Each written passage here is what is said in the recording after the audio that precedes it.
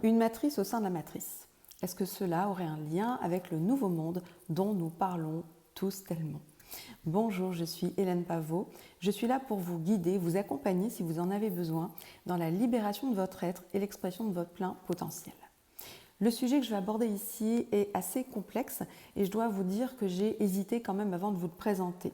Je m'étais dit que j'allais le laisser maturer encore, mûrir en moi, clarifier les choses parce que j'ai une intuition, j'ai vraiment reçu des informations, une intuition très forte par rapport à ce que je vais vous partager. Mais disons que c'est très difficile de l'exprimer en termes de mots. Donc je vous demanderai s'il vous plaît de ne pas juger tout de suite ce que je vais vous partager, de laisser poser les choses, donc allez jusqu'au bout de la vidéo, laissez poser les choses, et puis remettez-vous s'il vous plaît aussi dans la peau de nos ancêtres, en tout cas, enfin de nos grands-parents, à l'époque où on leur a dit qu'on allait pouvoir téléphoner à quelqu'un qui se trouvait à l'autre bout de la planète, et encore plus fort, qu'on allait pouvoir communiquer avec lui, lui parler et le voir en même temps. C'était totalement impossible. Donc à chaque fois qu'une nouvelle idée émerge, en fait quelque chose qui sort de notre connu, c'est généralement rejeté. Mon intention, c'est simplement de vous partager des choses ici pour que vous puissiez réfléchir, pour avoir peut-être davantage de connaissances. Également, eh bien, encore une fois, mon objectif, c'est que vous puissiez vous libérer. Parce que ce monde qui est en train de se créer, cette matrice au sein de la matrice, elle va également nous amener des réflexions sur la création de notre monde à nous et finalement de ce qu'il y a au-dessus de nous. Pour moi, le monde, c'est un petit peu comme des poupées russes. C'est-à-dire que nous avons notre monde, le monde que nous connaissons, parce que notre conscience, ici présentement, est dans ce monde-là. Mais il y a d'autres mondes. Donc, imaginez ces poupées russes, ça signifie qu'il y a un monde au-dessus de notre monde, il y a un monde encore au-dessus, encore au-dessus, encore au-dessus, encore au-dessus. Et ça signifie également qu'il pourrait y avoir aussi des mondes en dessous, c'est-à-dire des mondes à l'intérieur de notre monde. Voilà. Donc c'est un sujet très vaste et très complexe que je ne pourrais pas développer en une seule fois, mais je vais déjà poser les bases et ensuite je le développerai autant que je peux dans les vidéos suivantes. Alors je vais déjà définir ce qu'est le métavers.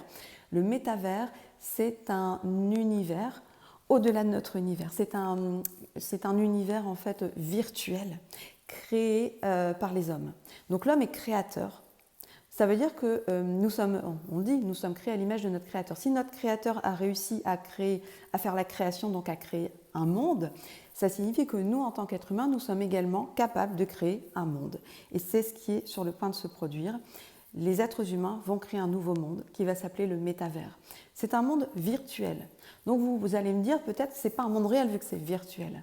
Mais quelle est la limite entre le virtuel et le réel? Est-ce que nous, ici, dans cette conscience de ce monde dans lequel nous vivons, nous ne sommes pas déjà dans un monde virtuel? Dans quelle mesure est-ce que tout ce que nous vivons est réel? Nous savons qu'aujourd'hui, nous savons que tout est vibration, que cette matière, en fait, c'est juste des vibrations, c'est juste une densification. Et que si on remonte, on change de vibration, on va aller dans le plus subtil, dans des choses plus éthérées. Donc dans quelle mesure notre monde serait un monde réel et dans quelle mesure nous pourrions juger dans notre monde qui n'est pas réel. Donc voilà, je pose déjà ici des réflexions. Maintenant, le métavers, je vais vous en expliquer un petit peu ce que je vois dans ce métavers. Aujourd'hui, nous en sommes arrivés à une saturation de notre monde. Nous sommes arrivés au bout d'un cycle. C'est un cycle très très très très long dans lequel nous avons la chance aujourd'hui de vivre, parce que là, nous sommes dans cette transition. Donc on parle beaucoup de nouveau monde qui est là.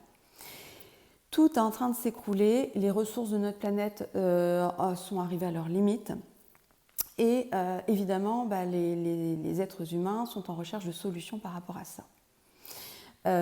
Et il y a également beaucoup de souffrance, beaucoup de détresse. L'important, je dis souvent, on vit une expérience terrestre, mais l'important, c'est notre conscience. C'est vraiment là où on va approcher notre conscience. Donc on a toujours le choix de placer notre conscience à tel endroit ou à tel endroit. Eh bien demain, nous aurons la possibilité, je dis demain, mais en tout cas selon ce qui nous sera proposé, je pense que ça va aller très vite, nous aurons la possibilité de projeter notre conscience dans un monde virtuel que nous allons créer de toutes pièces, le métavers. Concrètement, nous allons pouvoir rester de chez nous. Au début, ça va être assez basique. Donc de chez nous, avoir des lunettes et nous projeter dans ce monde virtuel. L'objectif, ça va être après que ce soit au travers de tous nos sens. Concrètement, nous pourrons ainsi rencontrer des amis, enfin nous réunir entre amis dans ce monde virtuel. Donc établir des lieux de réunion. Je pourrais vous donner une conférence dans ce monde virtuel. Et les enfants pourraient aller à l'école aussi dans un monde virtuel. C'est-à-dire le matin, plutôt que de se préparer et prendre le bus ou que les parents conduisent les enfants à l'école, à ce moment-là, les enfants auraient des lunettes et projeteraient leur conscience dans une salle de classe comme leurs camarades et comme leur maîtresse. Ils se retrouveraient en même temps. Donc, en fait, on sent bien que ça, c'est la continuité finalement des classes Zoom que nous avons vécues pendant cette période de confinement. Également, en fait, finalement, la conscience serait projetée dans ce monde-là, mais ça soulève des questionnements par rapport à nos besoins du corps physique. Qu'en sera-t-il de notre corps physique ? Qu'adviendra-t-il de notre corps physique ? Est-ce qu'on aura encore besoin de le bouger, de l'alimenter, etc. Je vous pose les choses, mais c'est sûr que je le développerai dans d'autres vidéos. Là, je voulais vraiment faire le lien, en fait, aujourd'hui, on parle beaucoup d'un nouveau monde. On est à l'émergence d'un nouveau monde. Moi, je crois profondément en ce nouveau monde. Pour moi, ce nouveau monde va se produire ici sur la planète Terre où nous sommes. C'est-à-dire que si on réduit la pollution, on utilise mieux les ressources et on est dans un monde avec des vraies relations d'humain à humain, eh bien évidemment on va construire ce nouveau monde. Seulement on sent bien que tout le monde n'est pas encore capable d'être dans ce nouveau monde. Il y a des personnes, il y a des âmes qui quittent parce que selon moi, donc il y a différents types d'âmes qui quittent ce monde. Il y a des êtres qui ont terminé leur parcours. Donc ceux-là, eh bien voilà, ils repartent. Il y a des âmes qui ne pourront pas aller dans le nouveau monde, dans la montée vibratoire du monde, du nouveau monde, sera trop importante pour ces personnes. Donc elles ne pourront pas rester. Et il y a également des personnes qui ne pourront pas aller dans le monde virtuel. Donc le monde, je reprends l'image des poupées russes, on a notre monde et un monde dans le monde. Donc le monde que nous allons construire. Et ces personnes qui ne pourront aller ni dans le nouveau monde, ni dans le monde qui sera construit, en fait, quittent en fait simplement. Vont quitter, c'est un processus naturel pour revenir pour une nouvelle incarnation. Maintenant, donc, pour moi, il y a un lien fondamental entre ce métavers et le nouveau monde. Par contre, on ne va pas se méprendre en pensant que c'est le métavers, le nouveau monde. Pour moi, le nouveau monde, c'est celui que nous allons construire ici tous ensemble parce qu'il y a des personnes qui vont s'engouffrer dans le métavers. Il y a des personnes qui vont s'engouffrer dedans et qui vont être dans l'illusion que le métavers est leur vrai monde.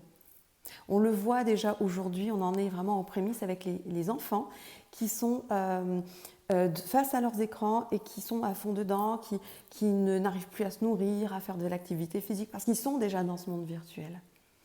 Et en fait, finalement, toute expérience, donc c'est eux, on va dire, envoient leur conscience, placent leur conscience dans ce monde. Voilà, simplement, même s'ils ils se déconnectent progressivement de leur corps physique. Donc là où je veux en venir, c'est qu'il y a des personnes qui vont s'engouffrer dans ce métavers et qui vont être ici dans l'illusion que ce monde sera extraordinaire. Parce que dans le métavers, tout sera possible.